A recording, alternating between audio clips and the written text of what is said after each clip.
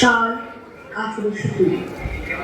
26শে September Medinipur জেলার বীরসিংহ গ্রামে জন্মগ্রহণ করেন একজন অন্যতম মহান গুণী ব্যক্তি। হ্যাঁ, তিনি আর কেউ নন, আমাদের সকলের প্রিয় পণ্ডিত ঈশ্বরচন্দ্র বিদ্যাসাগর।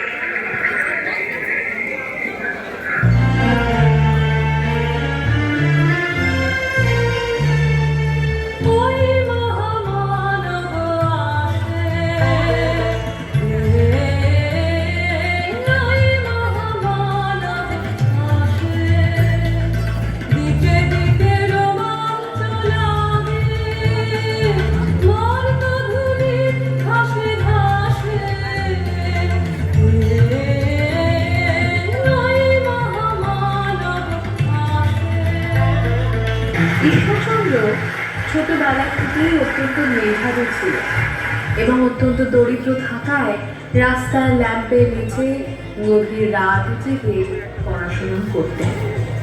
পণ্ডিত ঈশ্বরচন্দ্র 1839 খ্রিস্টাব্দে হিন্দু ল কমিটির পরীক্ষায় উত্তীর্ণ হন এবং পরীক্ষা শেষে তিনি বিদ্যাসাগর উপাধি লাভ করেন।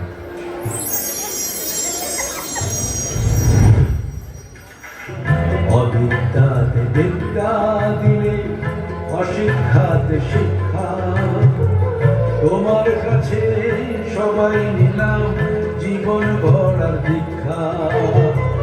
বিদ্যার সাগর তুমি কান্ডারি ঈশ্বর, বিদ্যার সাগর তুমি কান্ডারি ঈশ্বর। বিদ্যাসাগর বিদ্যাসাগর বিদ্যার সাগর, বিদ্যাসাগর বিদ্যাসাগর বিদ্যার সাগর। তিনি হলেন বাংলার প্রথম লিপি সংস্কারক। তাঁর লেখা বর্ণ পরিচয় বই দেখে আমরা বাংলা ভাষা গ্রন্থে লিপিবদ্ধ করতে সক্ষম হয়েছি।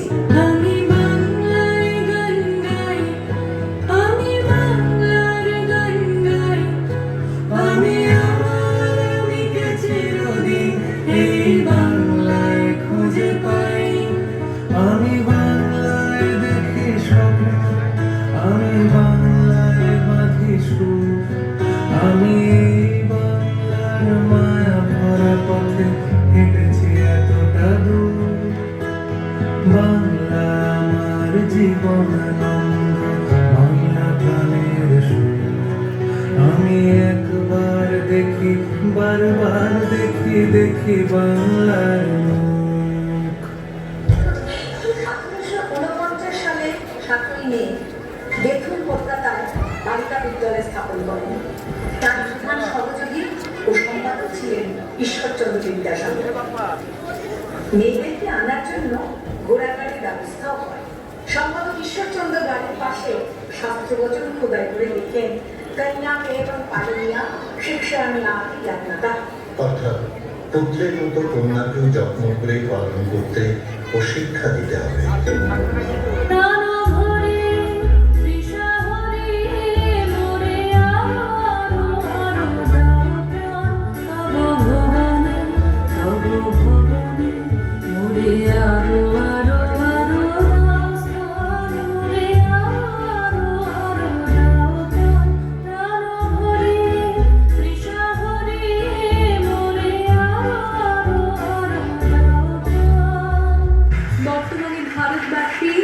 যে সম্মান, শিক্ষা ও গৌরব ভোগ করছে তা সম্ভব হয়েছিল বিদ্যাসাগরের এই অক্লান্ত সংগ্রামের মাধ্যমে।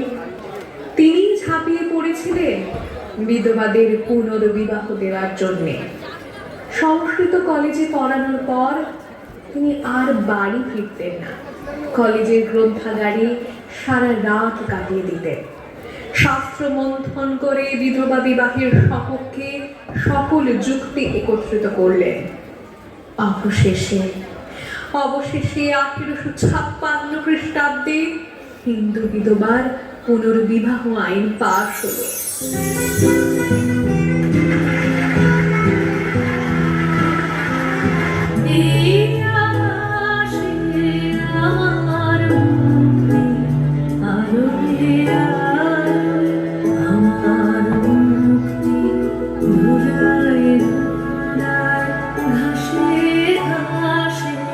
এই আকাশে আমার মুক্তি আলোয় আলোয়।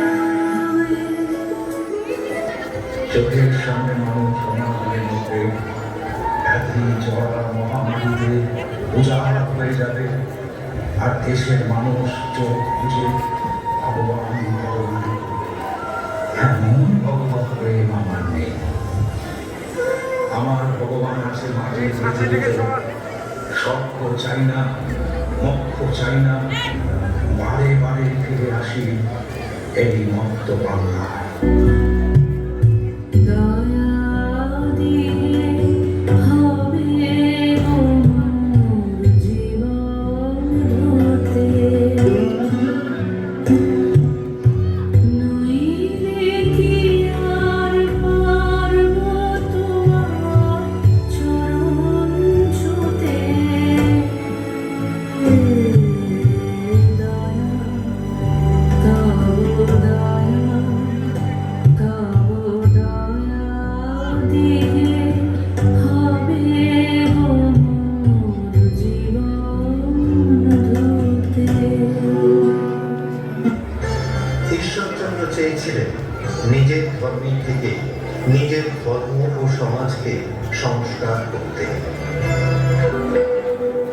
ঈশ্বরচন্দ্র সারা জীবন কর্মকেই ধর্ম মনে করতেন, কখনো দেব মন্দিরে যেতেন না, পুজো জপ তপ করতে তাকে কেউ দেখেনি। তিনি আস্তিক না নাস্তিক, তাকে নিয়ে এই দ্বন্দ্বের শেষ নেই।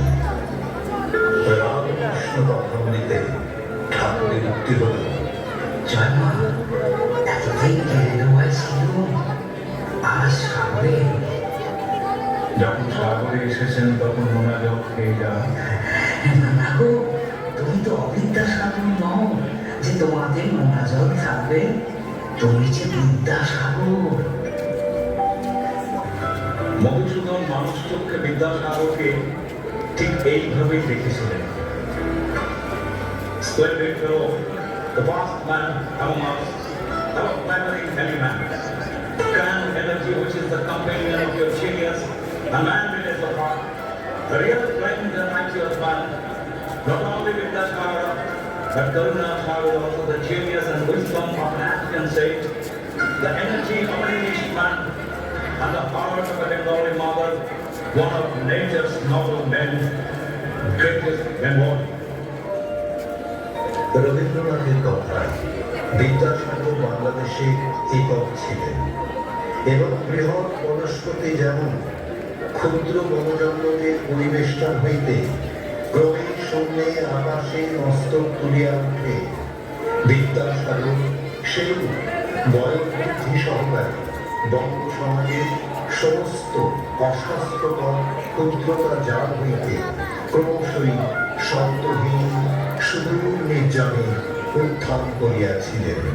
আমার মাথা নত করে দাও তোমার চরণ ধুলার তলে, সকল অহংকার হে আমার ডুবাও চোখের জলে।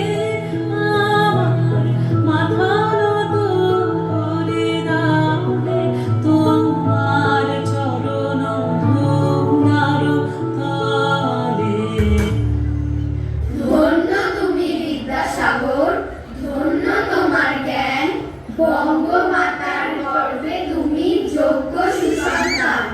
আমি ঈশ্বর দেখিনি, কিন্তু তোমাকে দেখেছি। আমি চন্দ্র ধরতে চেয়েছিলাম, তোমার চরণ স্পর্শ করেছি। আমি অন্ধকারের সাগরে ডুবেছিলাম, তোমার দেওয়া বিদ্যা আমাকে আলো দিয়েছে। তুমি আমাদের মনে প্রাণে বইয়ের পাতায় পাতায় সর্বদা উজ্জ্বল থাকিবে। তোমায় জানাই শত শত শত কোটি প্রণাম। সাল